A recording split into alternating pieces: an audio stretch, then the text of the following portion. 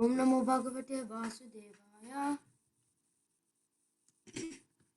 Sanjaya Vacha Tam Tata Kripaya Vishtam Ashu Purna Kulekshanam Vishtantam Idam Vakyam Uvacha Madhusudana.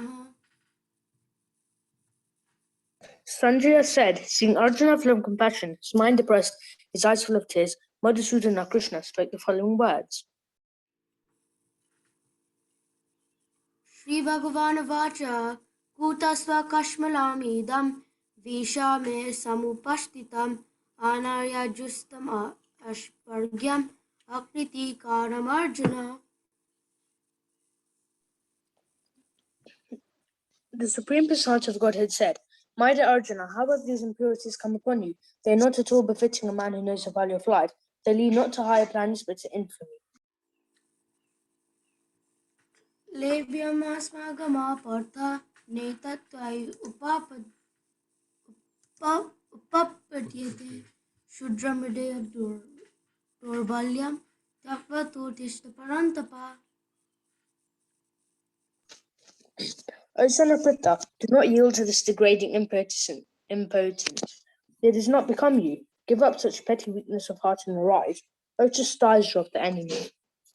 Arjuna vacha katam bhishmamaham sankhe dronam cha madhusudana isho vipartiyochyami puja harisudana. Arjuna said, O killer of enemies, O killer of Madhu, how can I counteract with arrows in men? How can I counteract with arrows in battle men like Bhishma Jonah who are worthy of my worship? Gurun ahatva hima mahan bhavan shreyo bhuktum bekshamapi haloke atvarta kamamstu gurun eheva punjiya bhogan rudira pradigdan. It would be better to live in this world by begging than to live at the cost of the lives of great souls for my teachers.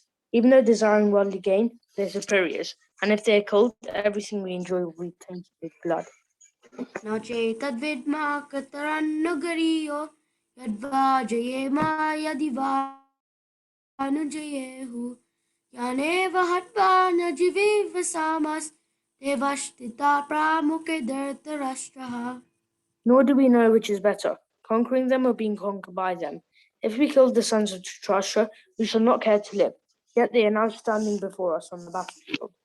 Karpanya dosho vatasvabhavaha prityanti tam dharma samudacetaha yat shreyasyan nishchitam bruhi tanme shishyasteham sadimam tvam prapannam. Now I am confused about my duty and have lost all composure because of miserly weakness. In this condition, I must need to tell me for certain what is best for me. Now I am your disciple, and a soul surrendered unto you. Please instruct me. Nahi prapshyami maapunadyat yachokamuchosanamindriyanam avapya bhuma vashpatnam nidam rajam suranam api chadipatyam. I can find no means to drive away this grief which is drying up my senses. I will not be able to dispel it even if I win a prosperous, unrivaled kingdom on earth with sovereignty like the demigods in heaven. Sanjaya vacha evamuktva rishikesham gudakesha parantapa nayotyati govindam uktva tushnem babhuvaha. Sanjaya said, having spoken thus, Arjuna chastised of enemies saw Krishna. Govinda, I shall not fight, and fell silent. Tamavacha rishikesha prahasan iva bharata senayorabayor madhye vishidantamidam vachaha. O descendant of Bharata, at that time Krishna, smiling in the midst of both the armies, spoke the following words to grief-stricken Arjuna. Shri Bhagavan vacha asochanana vasoch anvasochastvam prajnavadamscha bhasase gata sunagat agatasumscha nan usochanti panditaha. The Supreme Personality of Godhead said, while speaking learned words, you are mourning for what is not worthy of grief. Those who are wise lament for neither the living nor for the dead.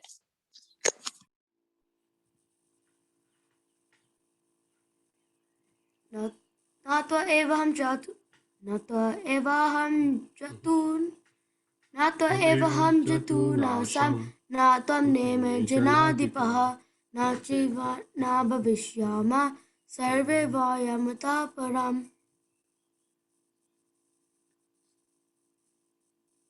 Never was there a time when I did not exist, nor you, nor all these kings, nor in the future shall any of us cease to be.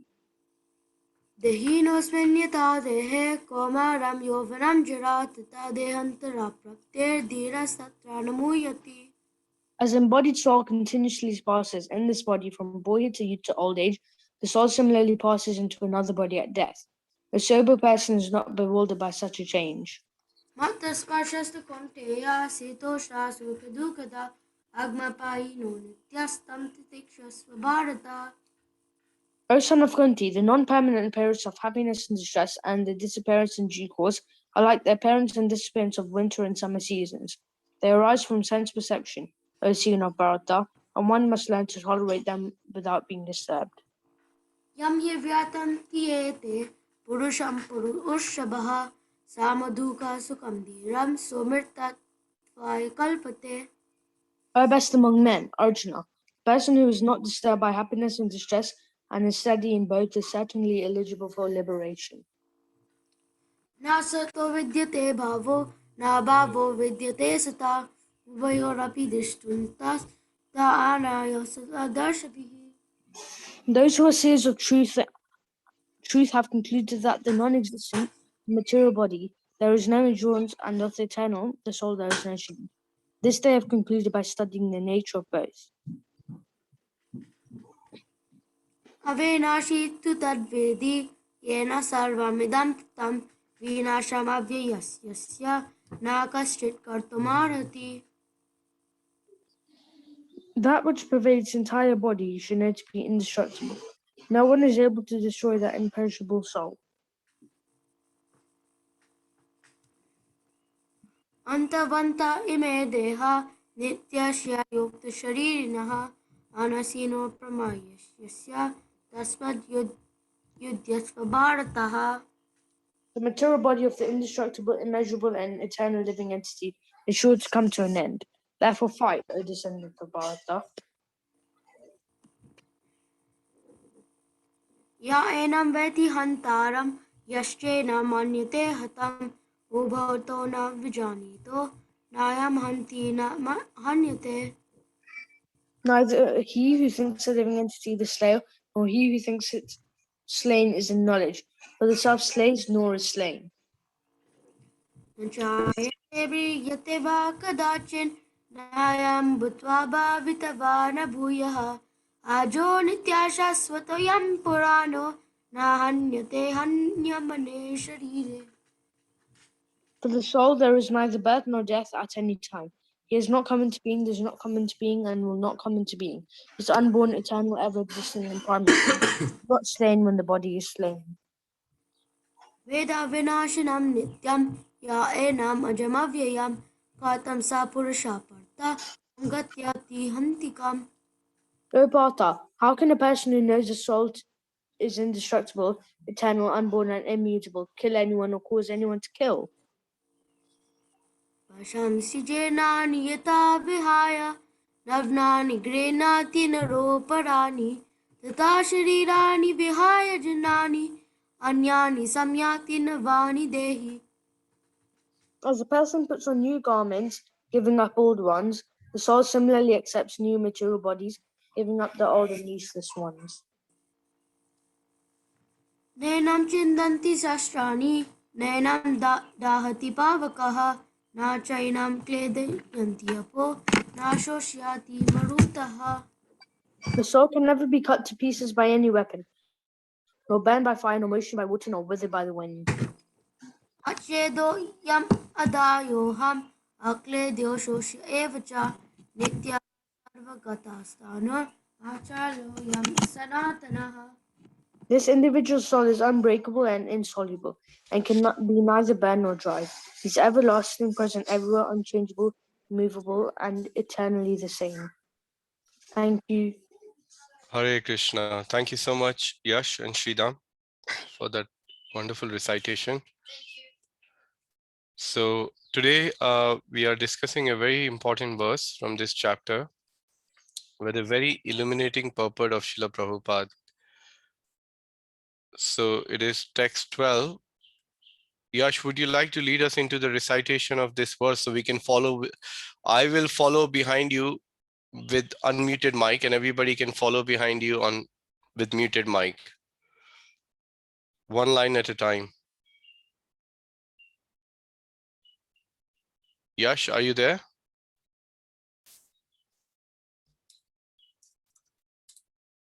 Oh, Yash has left. Okay, no problem. So, Ajay Mukunda Prabhu, are you on the call? Yes, Prabhu. So, would you please lead us into the translation of this verse one line at a time? I can repeat after you, Prabhu. Na tvevaham jatu nasam, Natavevaham jatu nasham, na tvam ne me janadipaha, natvam ne me janadipaha, na chaiva na bhavishyamaha, na chaiva na bhavishyama, sarve vayamata param. sarve vayam ataparam. Prabhu, will you please also read the translation and the first paragraph of the purport for us? Translation Shrapat ki jai. Never was there a time when I did not exist, nor you, nor all these kings, nor in the future shall any of us cease to be. Purport. In the Vedas, in the Katha Upanishad, as well as in the Svetashvatara Upanishad, it is said that the Supreme Personality of Godhead is the maintainer of innumerable living entities in terms of their different situations according to individual work and reactions of work. The Supreme Personality of Godhead is also, by his plenary portions, alive in the heart of every living entity. Only saintly persons who can see within and without the same Supreme Lord can actually attain to the perfect and eternal peace. Want me to carry on? Yes, Prabhu, if you can just recite the verse for us. Okay, I'm not sure about my, I'll try. Nityo nityanam chetananam eko bahunam yo vidadati kamam. I think I got the wrong meter. Come on. Yeah, it's fine, Prabhu. Don't worry about the meter. Nityo nityanam chetananam eko bahunam yo vidadati kamam. I think I got that wrong as well. Tamatma ye nupashyanti dhiras tesham shanti shaswati netresham. Sorry. That's okay, Ajay Mukunda Prabhu. Thank you so much. Thank you. Who do we have? We have Niti Lakshana Mataji. Niti Lakshana Mataji, would you like to read this second paragraph? Hare Krishna. Hare Krishna. The same Vedic truth given to Arjuna is given to all persons in the world who pose themselves as a very. Can you lower it down a bit? I can't see the rest of the words. No, look, go down. No, that's it. Thank you. I start again. The same Vedic truth given to Arjuna is given to all persons in the world who pose themselves as a very learned, but factually have but a poor fund of knowledge. The Lord says clearly that he himself, Arjuna, and all the kings who are assembled on the battlefield are eternally individual beings, and that the Lord is internally the maintainer of the individual living entities, both in their condition and in their liberated situation. The Supreme Personality of Godhead is a supreme individual person, and Arjuna, the Lord internal associate, and all the kings assembled there are individual internal persons. It is not that they did not exist as individual in the past, and it is not that they will not remain internal persons. Their individuality exists in the past, and their individuality will continue in the future without interruption. Therefore, there is no cause for limitation for anyone. Hare Krishna.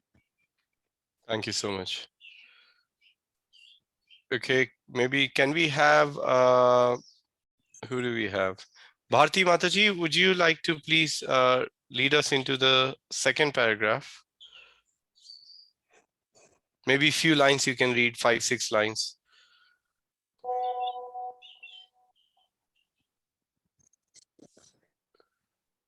Are you asking me, Prabhu? Yes, Mataji, would you like to read? Shall I start with the Mayavadi theory? Yes, Mataji, to maybe Okay. 6-7 lines you can read for us. Thank you. Okay. Hare Krishna. The Mayavadi theory that after liberation, the individual soul, separated by the covering of Maya or illusion, will merge into the impersonal Brahman and lose its individual existence is not supported herein by Lord Krishna, the supreme authority. Nor is the theory that we only think of individuality in the conditioned state supported herein. Krishna clearly says herein that in the future, also the individuality of the Lord and others, as it is confirmed in the Upanishads, will continue eternally. This statement of Krishna's is authoritative because Krishna cannot be subject to illusion. If individually were not a fact, then Krishna would not have stressed so much, even for the future. Shall I carry on? Yeah, just the word Mataji, Krishna would not have stressed it so much. Thank you. Yeah, even for the future. Yeah, you can carry on another 2-3 lines, Mataji. Okay. The Mayavadi may argue that the individuality spoken of by Krishna is not spiritual, but material. Even accepting the argument that the individuality is material, then how can one distinguish Krishna's individuality? Krishna affirms his individuality in the past and confirms his individuality in the future also. He has confirmed his individuality in many ways. An impersonal Brahman has been declared to be subordinate to him. Krishna has maintained spiritual individuality all along. If he is accepted as an ordinary conditioned soul in individual consciousness, then his Bhagavad Gita has no value as authoritative scripture, a common man with all the 4 defects of human frailty. No, it is frailty is unable to teach that which is worth hearing. Thank you, Mataji. Thank you, Mataji. If you don't mind, while we are finishing up the paragraph or after we finish reading, if you could look up on the Google for me, Bhati Mataji, the meaning of reality and where does it come from? We can discuss that once we go into the purport. So after the reading, you can look up on Google for me. Thank you so much. Rasalila Shrimati Mataji, are you online? Would you like to read the remaining part for us of this paragraph? From here.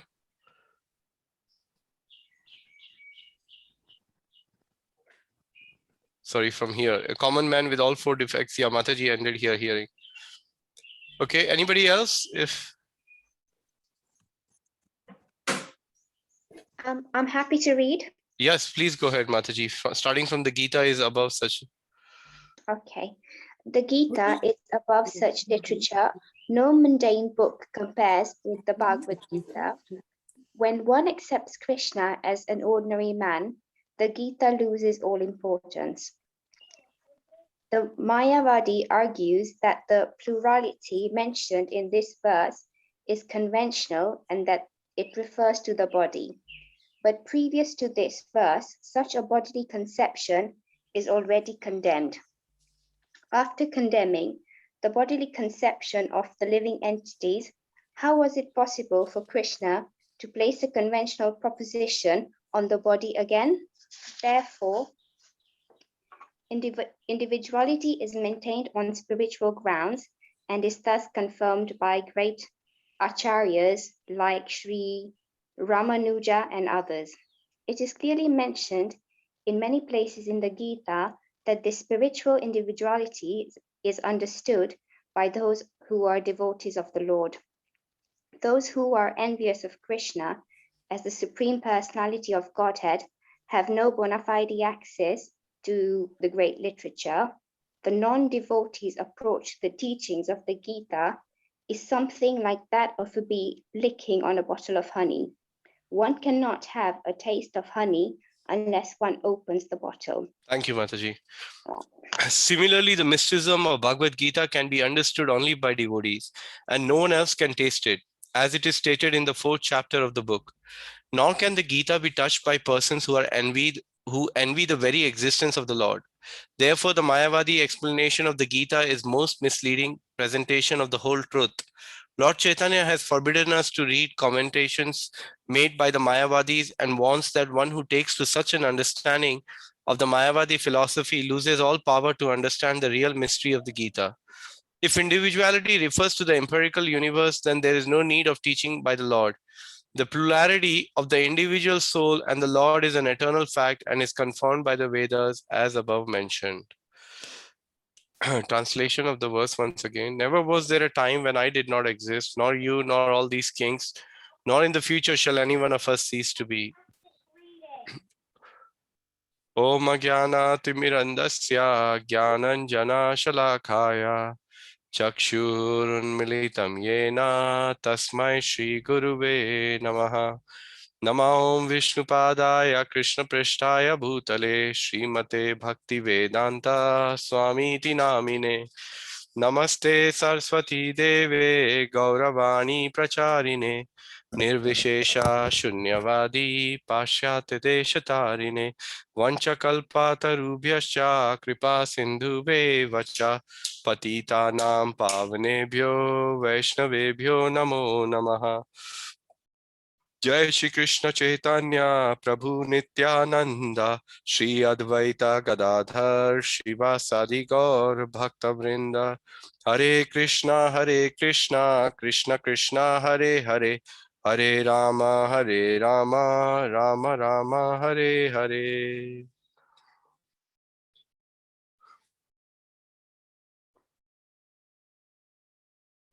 Bhati Mataji, any luck with that word?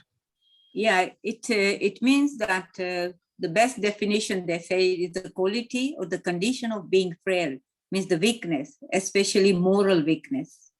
Nice. Thank you so much for giving us that context. Okay.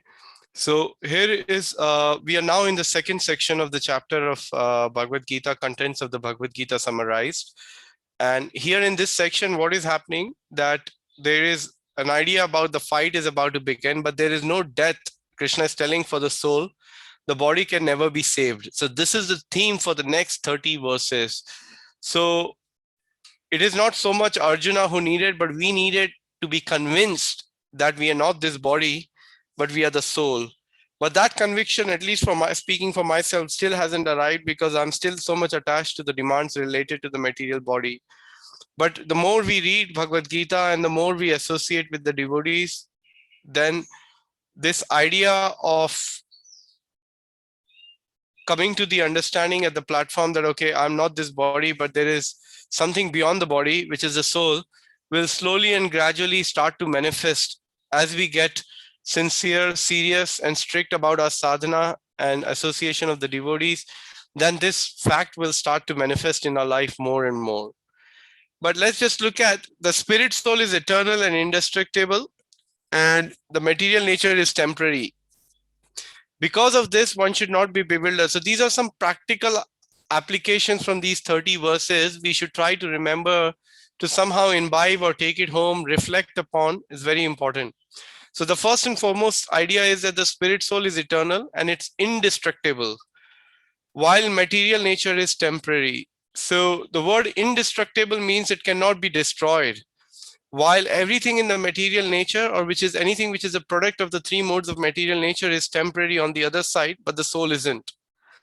Because of this, one should not be bewildered by the inevitable destruction of the material body. So first thing is to practice and understand that, okay, nobody can kill my soul, and really reflect on this aspect. And the second is, once you have understood you are a soul, then one should not be bewildered by the inevitable destruction of the material body. Now, one may think, well, Divya, nice to say that, but what if a close relative of mine passes away, or a loved one? How can I not be bewildered? Now, the point is, the reason we are bewildered is because of our attachment to those relationships. And the reason we are bewildered is because still having this idea and conception that this person is going to be there for me. This person will always be there for me. We may see many people, unfortunately, leaving the body and dying, but when we arrive at home, the so-called home, we think, oh, my family members are there, and if I'm not well, or I can always rely on them. And that is the reason, through that attachment, this bewilderment comes, when that moha, that person, when you have that attachment and the person leaves. So that's something very slowly and gradually. Of course, you will always be sad when a loved one leaves, but you will still have things in perspective. If you are a sincere devotee, then you will also be, at the same time, you'll be sad, but you will also be praying to Krishna that, Krishna, you must have some service, and that's why you have taken my partner, this person, this soul, and somehow or other I pray to you that please allow this personality to serve you birth after birth. That should be our prayer. And then give me the strength so I can somehow or other withstand the separation from this devotee, from this family member, and yet carry on very sincerely in my Krishna consciousness, understanding that I'm myself going to leave the body one day. And then the third element is, rather one should remain fixed in prescribed duties which purify and allow one to realize the eternal self. So rather than knowing, okay, now I know that I'm the soul, I renounce the world, and I am going to go walk out of Aldenham, and I'm going to go sit in an Aldenham park in the forest, and I'm going to meditate on something. But that's not what Krishna is recommending in these verses. He's giving us a very practical aspect. He said, okay, now that you know theoretically that you're not the body, you're the soul, now you are coming to the stage where you're bewildered. But in order to take your bewilderment away or bring the knowledge of Bhagavad Gita life, I want you to fight. And through this fighting spirit, you will come to understand that you're actually working in the right consciousness.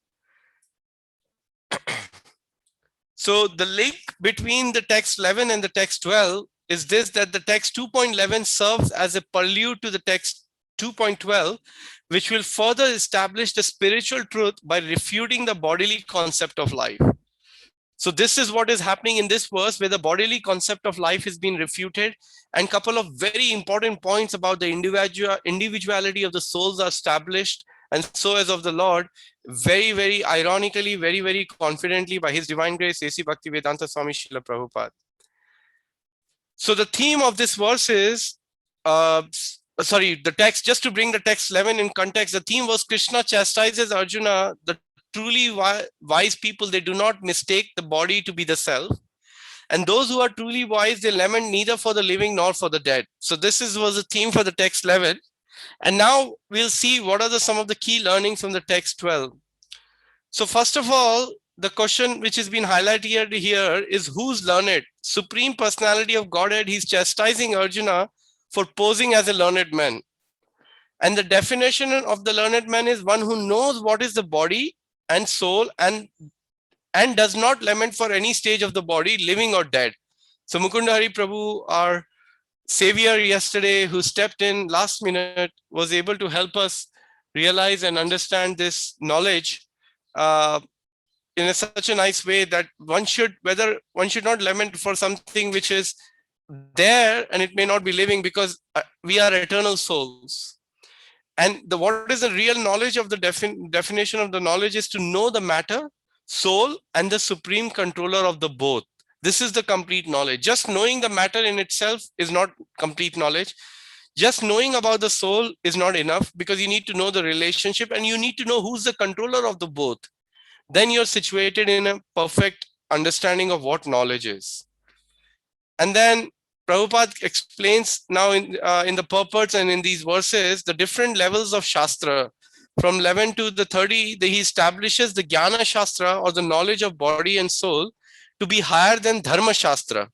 So in comparison to Arjuna's recommendation of Dharma Shastra, if you remember in the first chapter, I think around 35, 36, these verses, Arjuna is trying to give Dharma Shastra education to Krishna. Look at the beauty of this relationship of the disciple and a guru. Just a while ago, Arjuna was sitting on a Vyasasana and he was making Krishna to sit down, and Arjuna was giving him Dharma Shastra. Now Krishna is saying, enough of it, Arjuna. I really appreciate what he said, but whatever you said doesn't seem like a very intelligent idea to me.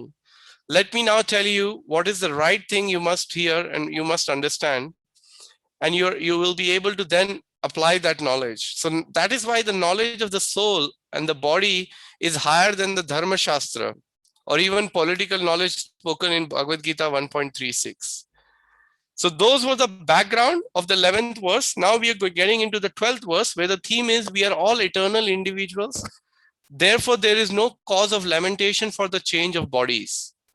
And the first point we want to discuss is the Prabhupada is quoting the verse which Achay Mukunda Prabhu read for us from Katha Upanishad, that Nityo Nityanam, it means Supreme Personality of God is the maintainer of innumerable living entities.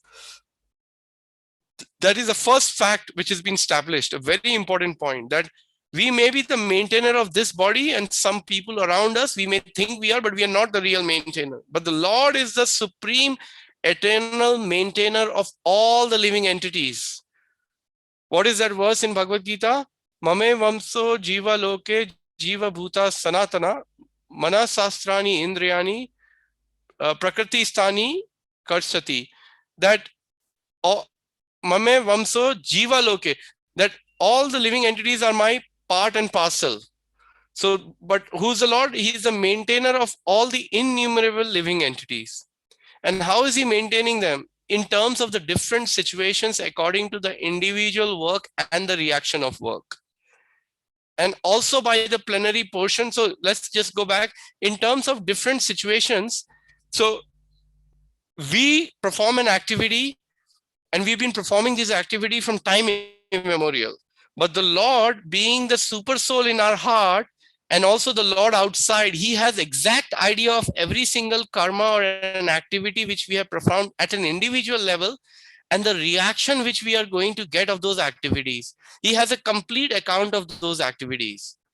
And by the plenary portion, he's alive in the heart of all living entities. Vision of saintly person who achieve perfect and eternal peace, they can see the same Supreme Lord within and without.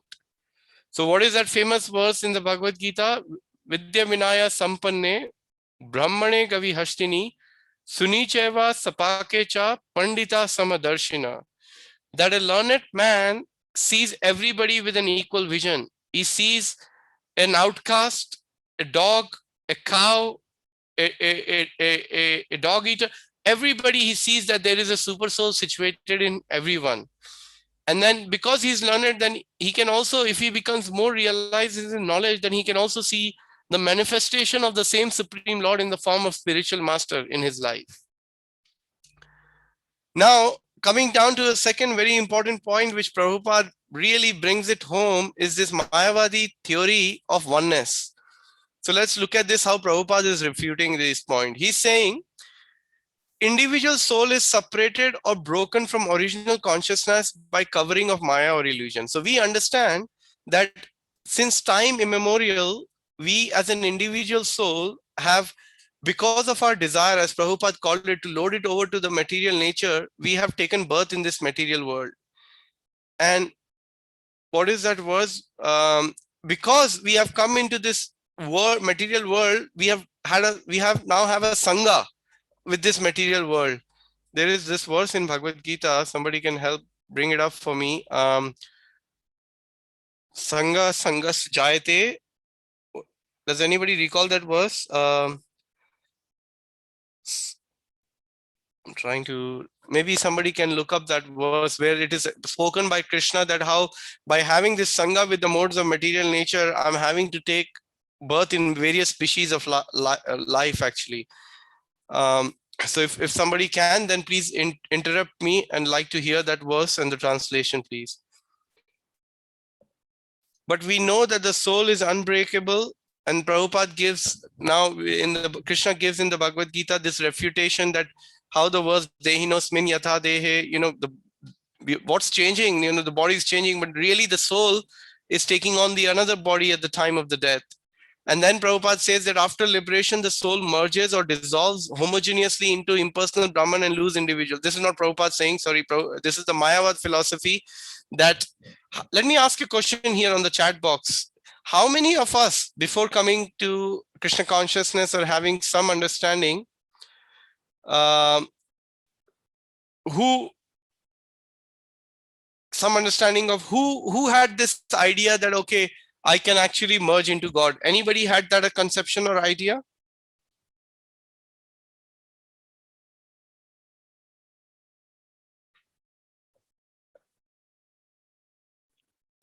Hare Krishna, No, Prabhuji. Prabhuji, no, No. we wouldn't. No, Okay, no. you all are very fortunate souls. Okay, great. So there are many people, unfortunately, both in the Western world and even in India these days, who have this idea of merging into the Brahman, and they think, okay, even I can become God and I can merge into God, and then we'll be all the same. And this story I've, I think, mentioned before in the same connection. Brahmananda Prabhu was giving a Pandal program. I think this was in Amritsar. Srila Prabhupada was there, and Prabhupada wasn't feeling well. At last minute, he asked Brahmananda Prabhu to speak. And there were many upper Sampradaya Mayavadis and many senior Mayavadis were sitting in that class. And when the topic came about this, the Brahmananda Prabhu gave an example that these Mayavadis say that we are the same. You know, I'm your God, aham soham. I can also become God. We can all become God.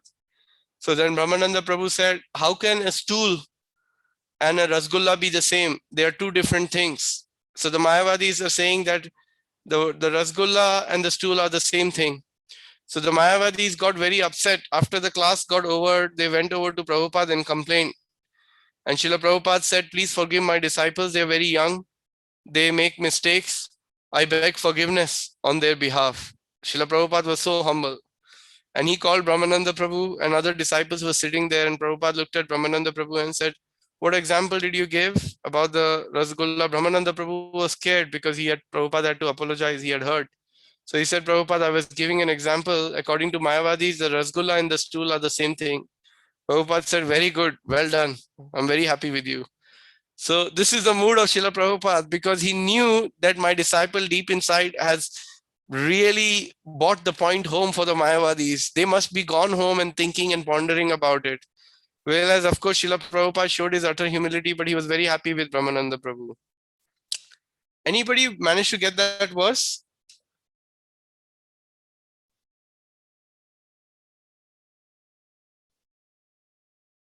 It's okay, we'll come back to it. Okay, so few other points, and I want to share something. Somebody's trying to speak. Hare Krishna. Prabhu, is that the 13.22?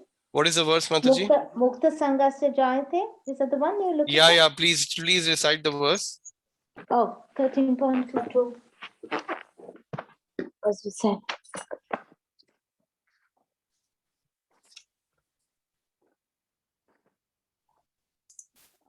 Okay, small letters, yeah, okay.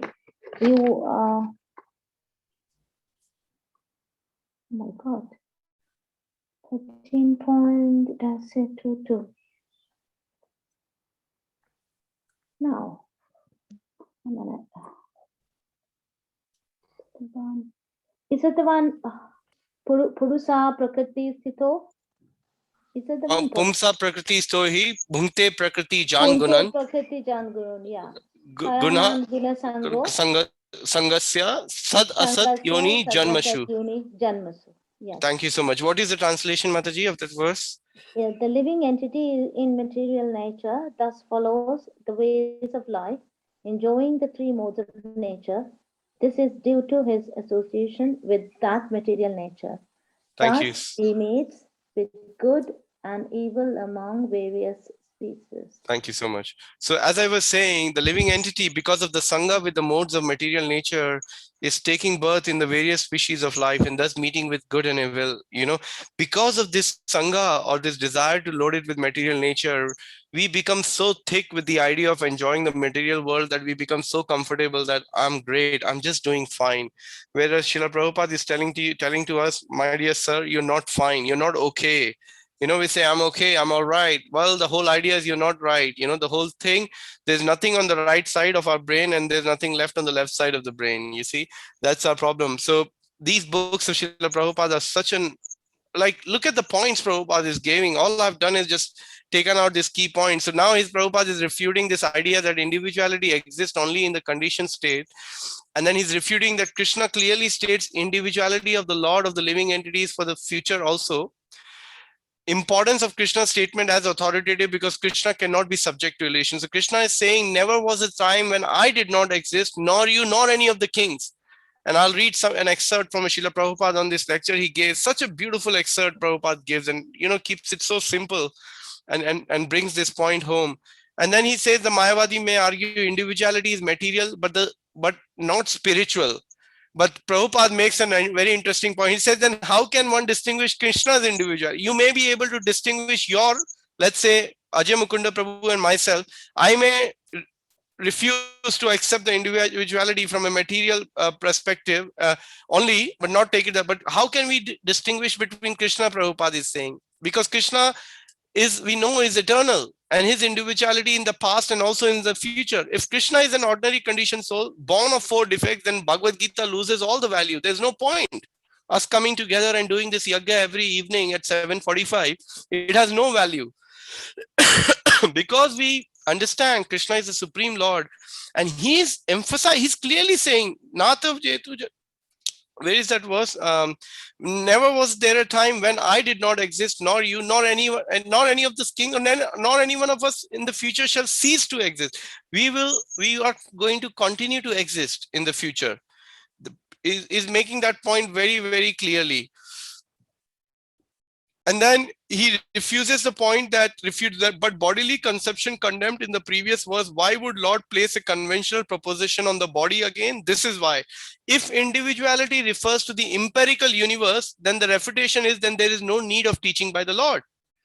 Prabhupada, what an amazing way to conclude the purport. He's saying, even if you think that individuality refers to the empirical universe, not to an individual or person, then there's no need of teaching by the Lord. Why would Lord establish this point? Why would he tell us that, no, please understand that you are an individual, I'm an individual, you have some desires, I have some desires, you are engaged in a certain activity, I'm engaged in a certain activity. We are completely 2 different people. And all these kings who are arrayed on the battlefield, they all are individual. So not that Yudhishthir did not exist, he was existing before, and he's going to exist in the future, and he's existing now. And then lastly, Prabhupada says, only a devotee can understand the Bhagavad Gita and the concept of spiritual individuality, but who cannot? Those who are envious of the Lord. So the people, Prabhupada wants us, and he mentions that Chaitanya Mahaprabhu wants us to stay away from the Mayavadi. Because if we hear from Mayavadi, then everything will be Sarvanash.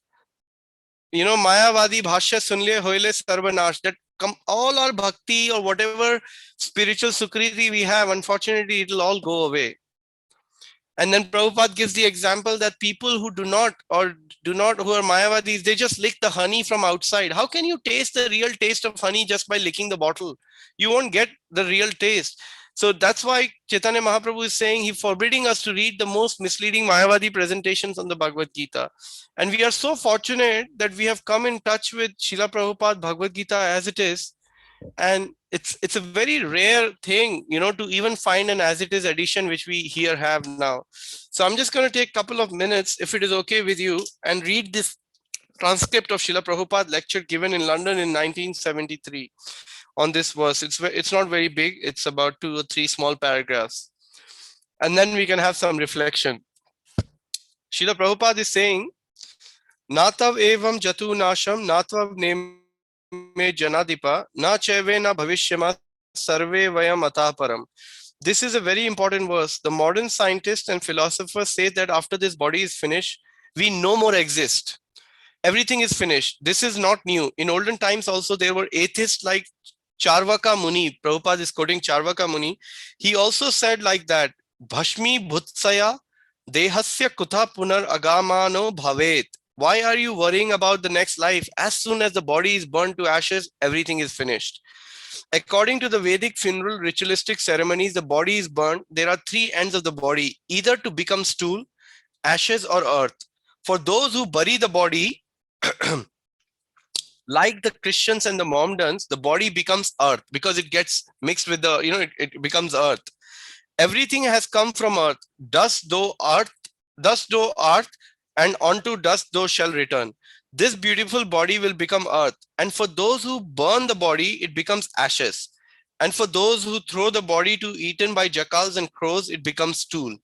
This is the end of the body. We are taking so much care of the body, but the ultimate end of this body is stool, earth or ashes. Arjuna might have said, "Sir, you are supreme personality of Godhead, and so you may not die, but we ordinary living entities die." But Krishna says, "Natav evam jatu nasham, natav neme janadipa." Neither you nor I, we never die. It may be that I will not die because I am your friend, but the others will die. Neme janadipa. Nor will all these kings who have assembled here die. Nachev na bhavishyama. It is not that we shall not exist in the future. Two negatives makes one positive. Nachev na bhavishyama. Not exist in the future. That means that we shall exist. Nachev na bhavishyama sarve. All of us, not that because I'm God and because you are my friend, we shall continue to exist. This lecture Prabhupada gave this in 1973 in London, establishing this point very. I have some seva, so we're going to be concluding at 8:45. We will do the bhajan next Friday, if that's okay with you, and we will have Mamta Mataji. Are you okay to join us next Friday, Mataji? Yes, thank you, Mataji. Mamta Mataji is Hare actually, Krishna, she has joined. Prabhuji. Yes, I will. Thank you so much, Thank you. Prabhuji. Thank you. Yeah, thank you so much, Mataji. Hare Krishna. Hare Krishna. So, any comments or any questions?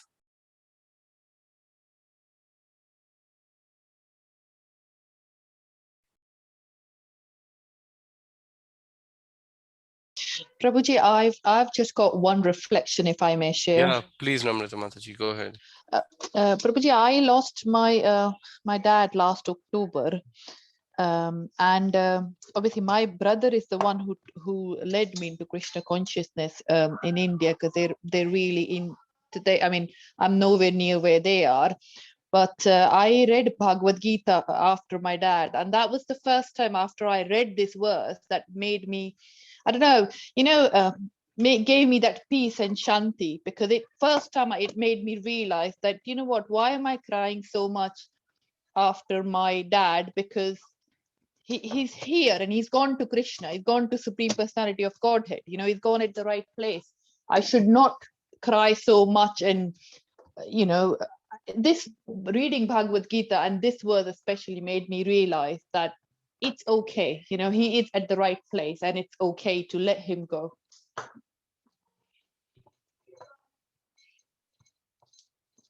Thank you, Namrata Mataji, for sharing that realization. I think, yeah, very profound. One thing I like to add, the beauty of one who has some understanding, even some understanding of Bhagavad Gita, because even a little bit of advancement in this process of Krishna consciousness can save us by the biggest danger in the life. There is a verse in Bhagavad Gita. Trayato Bhayat. I'm trying to remember the verse. If anybody remembers, then please share the verse. It's a beautiful verse. That the idea is, the beauty of Krishna consciousness is, even if someone has a little bit of an understanding, what to speak of somebody is a devotee. So what happens is, when we have read Bhagavad Gita, we have understood we are not the body, somebody dies. Very unfortunate. Now, but in the devotee's family, even if you're a practicing devotee and then you cry because somebody has lost, even that cry in one sense is what should I say, is a bona fide cry, because you are crying from two aspects, not just merely for the body and the attachment you had with that person, but you're also crying because of the separation that person has, you're going to feel, because that person has helped you come closer to Krishna. And the same thing goes for our parents, because we may think today, like 7,000 miles away from India, from my parents I am, and my parents came much later in Krishna consciousness in terms of practicing, and they are much ahead of the game now.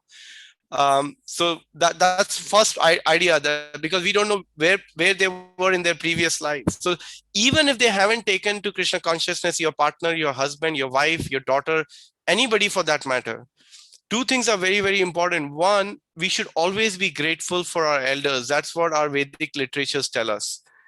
Try not to preach them directly, try to be a good example, and then they will naturally take to Krishna consciousness. If not now, they may take it later, because we don't know where they are in their journey. So the point I'm trying to make is that we should always be grateful, and we should always whatever I'm able to come closer to Krishna is the mercy of other Vaishnavas and other elders in my family, like my parents. And that way, if we have kritagya or a gratitude towards these personalities in our family, in our life, then we will progress in Krishna consciousness much faster, much ahead actually. And when the small problems comes, like kahani ghar ghar ki, like we have beta, bahu, saas, all those kahanis and things, we all go through that. But then the person gradually starts to not give so much importance to that, but try to be appreciative of, they've tolerated all my misgivings, and whatever I'm able to do, I'm grateful because of that. So even in that situation, when we get separated from them, it is fine to feel separation and cry in that separation, but that crying is also done with a perspective that I'm losing. Like there is a song, we're going to sing, oh hey Vaishnava Thakura Dayara Sagara. So the Vaishnav Thakur is the ocean of the mercy. And when a devotee leaves, you cry, because you're feeling. So similarly, our family members may not be perfect devotees, but the idea is we don't know where they are in the journey, but we can always be grateful, like how you're expressing your gratitude now. So you're in the right track, getting the right perspective. You just carry on like this, Mataji. Thank you so much. Hare Krishna, Prabhu. Ajay Govind, Prabhu. Hare Krishna. It's 240. The verse was 240. Please, if you don't mind reciting it for us, Prabhu, and the translation, because such a hope-giving verse. I'll just do the English. Yes, Prabhu, no problem. In this endeavor, there is no loss or diminution, and a little advancement on this path can protect one from the most dangerous type of fear. How big is the purport, Ajay Prabhu? Long. Long. Could you just read the few lines, because the verse is so tempting that I want to hear, and I want to have some hope for myself as well. So please, if you don't, just read few lines for us, Prabhu, on the purport. Activity in Krishna consciousness, or acting for the benefit of Krishna without expectation of sense gratification, is the highest transcendental quality of work. Even a small beginning of such activity finds no impediment, nor can that small beginning be lost at any stage. Any work begun on the material plane has to be completed, otherwise the whole attempt becomes a failure. But any work begun in Krishna consciousness has a permanent effect, even though not finished. The performer of such work is therefore not at a loss, even if his work in Krishna consciousness is incomplete. 1% done in Krishna consciousness bears permanent results, so that the next beginning is from the point of 2%. Whereas in material activity, without 100% success, there is no profit. Ajamil performed his duty in some percentage of Krishna consciousness, but the result he enjoyed at the end was 100% by the grace of the Lord. Shall I continue? I think please continue, Prabhu. This is like nectar, Does everybody agree that Ajay Mukunda Prabhu should continue with this? Yes, please. Please. Prabhu. Yes. Go ahead, Prabhu. Go ahead. There is a nice verse in this connection, Srimad Bhagavatam 1.5.17. I'll try. I'm not so good at this one. Just the translation is good, Prabhu, if you like to just. Okay. If someone gives up his occupational duties and works in Krishna consciousness and then falls down on account of not completing his work, what loss is there on his part? And what can one gain if one performs his material activities perfectly? Or, as the Christians say, what profiteth a man if he gain the whole world, yet suffer the loss of his eternal soul? Material activities and their results end with the body. But work in Krishna consciousness carries a person again to Krishna consciousness, even after the loss of the body. At least one is sure to have a chance in the next life of being born again as a human being, either in the family of a great cultured Brahmana or in a rich aristocratic family. That will give one a further chance for elevation. That is a unique quality of work done in Krishna consciousness. That's the end. Thank you. Jai, thank you. What a beautiful end. Can't be a better end than this. The more we can put ourselves in front of Srila Prabhupada's transcendental vibration in form of his purports, the more hope we get. Because just imagine, like, I like what Prabhupada said. He said, you may have done 1%, you begin with the 2% in the next life. Whereas in material life, if you are in NASA and you have started on an adventure to shoot out a missile, and until the whole thing is done, that itself takes so much of endeavor. But one problem, one thing delays another year, 2 years, 3 years or something, it's a complete failure. You know, what a beautiful example Prabhupada is giving. So similarly, in context of today's verse, because we are eternal, the spiritual account we open is also eternal. It's not that it's going to expire at certain stage, you know, like, of course, when our body is given to us, it comes with date of manufacture and there is a date of expiry. The only difference in between a product we buy and the body we buy is when you're buying the product, you're lucky enough to get to know the expiry because it's mentioned on that. But in the other case, we do not know the expiry date, but obviously that the Lord has the account of the expiry date, which is there. But both are going to eventually expire. But what's not going to expire, or what rather going to continue into our eternal bank account, is this bhakti, is this devotional service actually. And on that note, I want to share one example of how this is so true. This is Srila Prabhupada. Jayapataka Maharaj gives this example, speaking in glorification of Srimad Bhagavatam, that one time one devotee was carrying Srimad Bhagavatam on his head. I think this was in India, and he got hit by car and unfortunately died. And the news came to Prabhupada, and Prabhupada was really, was taken back, this happened. And Prabhupada said to the devotees that he's gone back to the spiritual world just for the sheer fact that he was carrying Srimad Bhagavatam on his head. What to speak of those who read, who hear, who chant the holy name? Of course, that was a devotee anyway. So Prabhupada said he's gone back to spiritual world. And it's an acharya who's speaking the word. And I was thinking about this meditation, that what a wonderful opportunity we have to be able to read Bhagavad Gita, have Bhagavatam, and distribute both these literatures. So there is 100% guarantee, and this is explained in Chaitanya Charitamrita. Tamal Krishna Maharaj said this to Vishwambar Prabhu, often shares this with me, that when you are engaged in the book distribution or the Sankirtan activity for the sake of Sri Chaitanya Mahaprabhu, even if you're giving a magazine out or whatever you may be, like I heard a lecture on my jukebox and Prabhupada was saying that somebody asked a question that how can I remember all the time? And Prabhupada, so he stopped, almost as if you can feel, he put his fist on the thing. And he's saying that the devotee is saying, how can I remember when I'm out sometimes giving out the Back to Godhead? He said, what do you mean? Don't you think when you're giving a Back to Godhead magazine, you're not thinking of Krishna? Why don't you keep the Back to Godhead magazine on the side and just give out any goddamn literature? I'm paraphrasing a couple of words. Prabhupada, give out any other literature. Why don't you do that? Because you're giving the Back to Godhead, you're convincing others that, please, my dear sir, all that what you have read in your life so far is of no use. It's going to die when you die. If not, that will result in another material body because of what you've been reading.